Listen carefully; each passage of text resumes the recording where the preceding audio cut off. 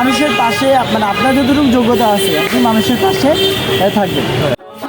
না দেখলে রে আমার ঘরে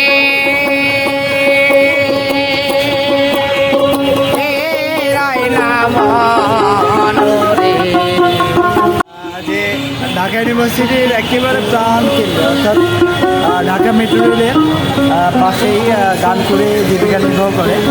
এখন মামা আপনি ঢাকা শহরে কতদিন, হ্যাঁ এটা বলবেন?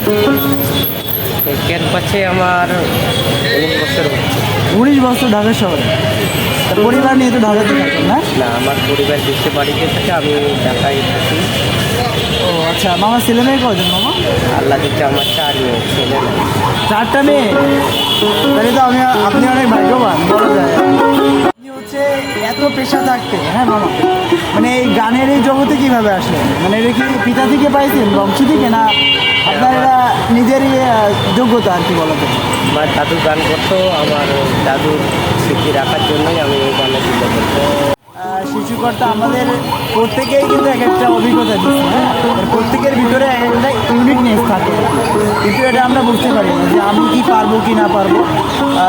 সব থেকে বড় কথা হচ্ছে কোনো কাজকে বা কোনো পেশাকে ছোটো মনে করা যাবে না, কারণ এই রিজিক কিন্তু আসমান থেকে আসে।